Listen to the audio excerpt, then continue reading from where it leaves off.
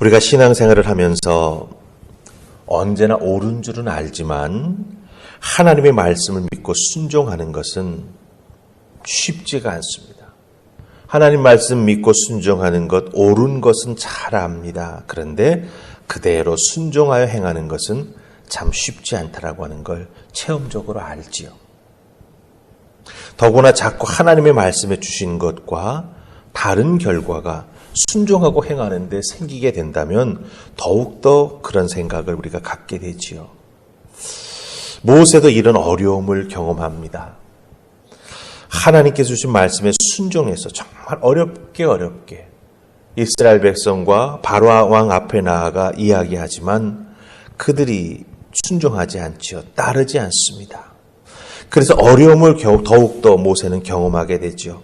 그런데 그 어려움을 가지고 모세는 하나님께 나아가 탄원합니다. 답답한 마음, 그 마음을 가지고 하나님 앞에 나아가 부르짖지요. 모세가 하나님을 찾습니다. 하나님의 이름을 목 놓아 부릅니다. 여호와 하나님, 여호와 하나님, 나를 도우소서. 모세가 이렇게 탄원하며 하나님의 이름을 간절히 부를 때 그 모세의 외침을 하나님은 들으십니다. 그 모세의 간절한 탄원과 외침을 들은 하나님께서는 어떻게 그 모세의 음성을 듣고 모세에게 다가가실까요? 오늘 말씀 속에서 우리들도 어렵고 힘든 일 당하면 특별히 하나님 말씀에 순종하기 위해서 애쓰고 정말 수고하는데 그 결과가 우리가 기대했던 것과는 다른 모습으로 나타나게 될 때 하나님 앞에 탄원하며 나아가죠. 하나님 나 좀 보세요. 나 좀 도와주세요. 왜 자꾸 하나님께서 주신 말씀에 순종하는데 다른 결과가 생길까요? 하나님 앞에 여쭈며 나아갑니다. 그때 하나님은 우리들의 그 음성, 우리들의 외침, 우리들의 물음에 어떻게 대답해 주실까요? 모세에게 대답해 주시는 하나님, 그 하나님의 모습이 바로 우리에게 대답하시는 하나님의 모습이 됩니다. 함께 말씀 보시면서 하나님께서 우리에게 무엇이라고 대답하시는지 함께 살피면서 은혜 나누기 원합니다. 자, 우리가 읽었던 말씀 2절 가서 보십시다. 2절 찾으셨죠? 같이 읽습니다. 자, 시작. 하나님이 모세에게 말씀하여 이르시되 나는 여호와이니라. 아멘. 나는 여호와이니라. 이 말씀은 불타는 가시떨기 나무에서 모세가 하나님을 만났을 때에 하나님께서 모세에게 하신 말씀 그대로 하신 것입니다. 물론 그때에는 나는 스스로 있는 자다 이렇게 성경은 번역했죠. 왜 그렇게 번역했냐 하면 나는 여호와이니라 이렇게 두 번 동일한 하나님의 이름을 연속해서 썼습니다. 그것을 이렇게 해석하고 풀어서 볼 때 여호와라 하는 그 이름, 그것은 존재한다라고 하는 뜻이거든요. 그래서 스스로 있는 자다 이렇게 성경은 번역을 했습니다. 자, 그럼 중요한 것은 나는 여호와이니라. 모세가 탄원할 때 하나님께서는 모세를 처음 만났을 때 하나님을 소개하시면서 하셨던 그 말씀을 똑같이 반복하셨다라고 하는 거예요. 왜 하나님은 이렇게 똑같은 말을 반복해서 모세가 어렵고 힘들어 하나님 앞에 탄원할 때 이렇게 말씀하셨는가라고 하는 것이죠. 좌절하며 탄원하는 모세를 위해 하나님께서는 다른 방법이나 다른 길이 있다고 그것에 대해서 말씀해 주시는 것이 모세에게 더 큰 위로가 되지 않았을까요? 그런데 그렇게 하지 아니하시고 나는 여호와다. 아주 간단하게 모세에게 말씀하십니다. 그런데 이 나는 여호와다라고 하는 이 말씀, 히브리어 성경을 보면은 이 문장은 동사가 없습니다. 주어, 나, 그 다음에 명사, 여호와, 이 딱 두 단어만 있습니다. 중간에 동사가 있어야 보호가 되는지, 목적어가 되는지, 뭔가 문장이 완성이 될 터인데 그냥 주어만 있고 명사 하나만 떨러덩 있습니다. 완전한 문장이 아니지요. 그러면 하나님께서 모세에게 대답하실 때 완전한 문장으로 대답하지 아니하셨을까? 도대체 이것이 무엇을 뜻하는 것일까요? 성경을 깊이 연구하는 성서학자들은 이 문장의 구조, 나는 여호와, 이 주어와 명사만 있는 이 문장의 구조가 주어의 상태, 바로 하나님이시죠. 나. 이 주어의 상태와 주어의 본질을 가장 집중해서 생각해 볼 수 있는 그런 문장의 구조가 된다라고 하는 거예요. 모세가 탄원했는데 하나님께서 모세에게 나타나셔서 나 여호와 딱 이 한 말씀만 하셨다고 생각해 보세요. 모세가 듣고 이게 무슨 말이지? 생각할 것입니다. 그때 모세의 마음속에 무엇이 떠오를까요? 모세는 하나님의 이 말씀을 듣는 순간 내가 호렙산에서 하나님을 만났을 때, 호렙산이 무슨 뜻인지 아시죠? 폐허입니다. 메마른 땅입니다. 그 폐허와 같은 심령을 가지고 메마른 땅에서 살아가고 있던 나 모세를 하나님께서 불러주셨다. 하나님 앞에 내가 섰을 때 내가 섰던 그 땅은 거룩한 땅으로 변화되었다. 영적으로 죽어있던 내가 하나님의 부르심을 듣고 하나님 앞에 서는 순간 나는 영적으로 부유한 자가 되었다. 하루하루 죽음을 향해 살아가던 나였는데 지금은 사명을 위해서 생명과 기쁨을 가지고 살아가는 새로운 존재가 되었다. 나는 여호와. 이 하나님의 말씀이 음성을 듣는 순간 모세는 다시 한번 자기 자신에게 일어난 변화를 생각하고 느끼면서 가슴이 찡해졌을 것입니다. 그래, 폐허였던 메마른 심령이었던 나를 부르셔서 새롭게 변화시켜 주신 하나님, 그 하나님의 은혜를 다시 한번 떠올렸던 것이지요.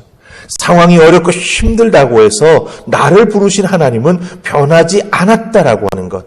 큰 바위처럼 언제나 내가 힘들고 어려울 때 찾아가서 만날 수 있고 부르짖을 수 있고 하소연할 수 있고 도움을 구할 수 있는 그 여호와 하나님이 나와 함께 해주시고 계시는구나 라고 하는 걸 모세는 깊이 깨달아 알 수가 있었습니다. 우리들도 하나님 앞에 나아가 탄원합니다. 하나님 앞에 나아가 마음에 어렵고 힘든 부분 쏟아놓습니다. 그때 하나님께서 우리를 부르십니다. 나는 여호와다. 우리를 부르시는 하나님의 음성, 그리고 하나님이 어떤 분이신지 우리에게 알려주시는 말씀해 주실 때 여러분 귀 기울여 잘 들으시기 바랍니다. 그 하나님께서 말씀해 주시는 것을 통해 내가 하나님 앞에 어떤 존재로 세워져 있는지 우리는 다시 확인할 수 있다라고 하는 것 꼭 기억하시고, 세상에서 흔들리고 어려울 때 큰 바위처럼 흔들리지 아니하시고 우리를 지켜주시는 하나님이 우리와 함께하고 계심을 꼭 믿고 의지하며 믿음으로 승리하는 여러분 되시기를 주님의 이름으로 축복합니다. 자, 우리 두 번째로 9절 말씀 보십시다. 9절 찾으셨습니까? 자, 우리 같이 읽습니다. 자, 시작. 모세가 이와 같이 이스라엘 자손에게 전하나 그들이 마음의 상함과 가혹한 노욕으로 말미암아 모세의 말을 듣지 아니하였더라. 아멘. 하나님으로부터 다시 한번 음성을 듣고, 그래, 나를 보내시고 나를 부르시고 나를 보내신 분은 여호와 하나님이시지. 모세가 다시 심기일전하여 이스라엘 백성들 앞으로 나아갑니다.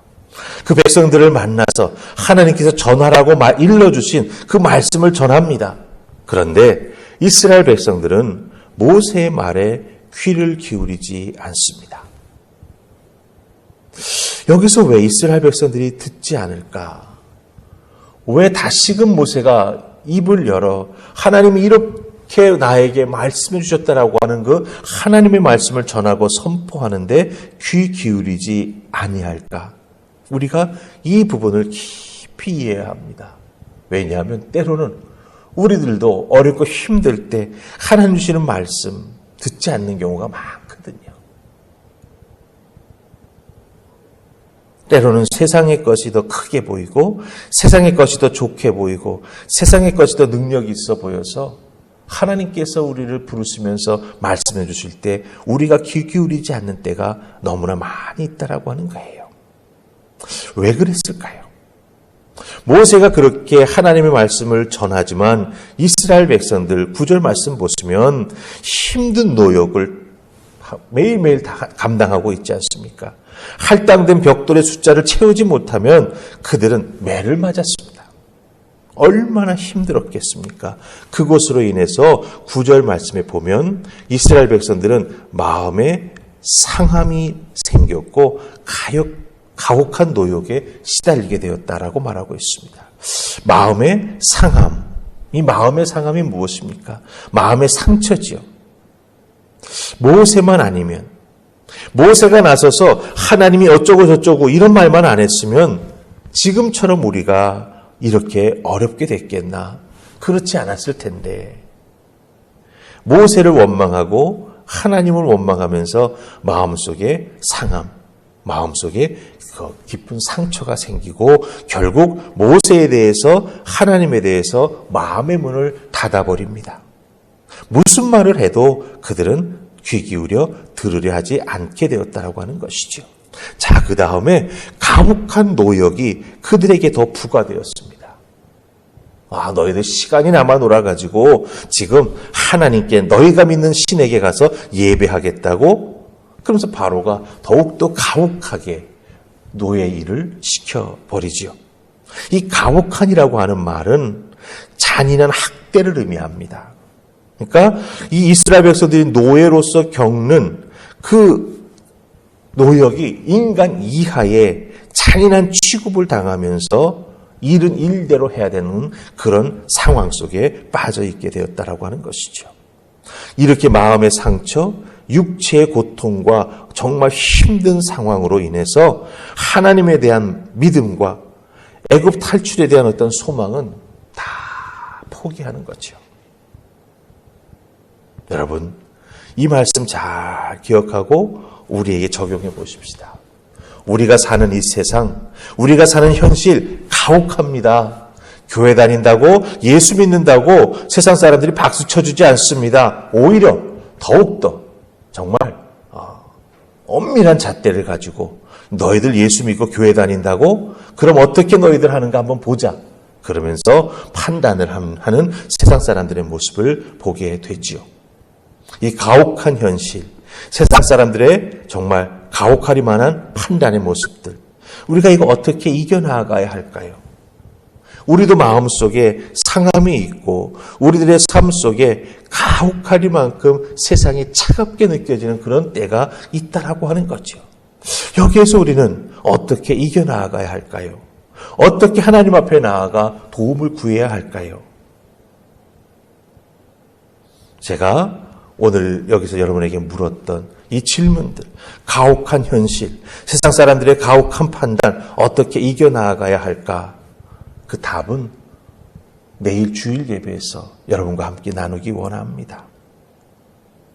내일 주일 예배 여러분들이 꼭 함께 들으시면서 6장 뒷부분과 연결해서 하나님께서 우리로 하여금 이렇게 어렵고 힘든 상황을 살아가게 하실 때 그냥 견디라고만 하실까? 아니라고 하는 거죠. 이 상황을 살아가는 우리들에게 주시는 하나님의 말씀, 하나님의 위로, 그리고 우리가 이 땅에서 누리게 되는 하나님의 축복을 꼭 함께 말씀으로 깨닫고 누리는 여러분이 되기를 간절히 바라면서 주님의 이름으로 축복합니다. 우리 기도하십시다. 좋으신 하나님, 은혜 감사합니다. 오늘도 주시는 하나님의 말씀, 그 은혜를 붙잡고 기도하며 나아갑니다. 부르짖습니다. 소망을 하나님께 둡니다. 도우시고 붙잡아 든든히 세워주시며 또한 축복하여 주시옵소서. 우리들의 마음에 상함이 있고 우리들의 마음에 상처가 생길 때 그것을 어떻게 이겨나가야 할까? 나는 여호와다. 그 하나님의 이름, 하나님의 음성, 하나님이 우리에게 대답해 주시는 그 은혜를 가지고 우리들이 겪는 이 마음의 상처와 세상 속에서의 혼란을 이겨나가는 우리가 되기를 소망합니다. 주여 도우시고 하나님께서 주시는 하늘의 은혜를 통하여 승리하는 우리가 되게 하여 주시옵소서. 감사하옵고 예수님 이름으로 기도하옵나이다. 아멘.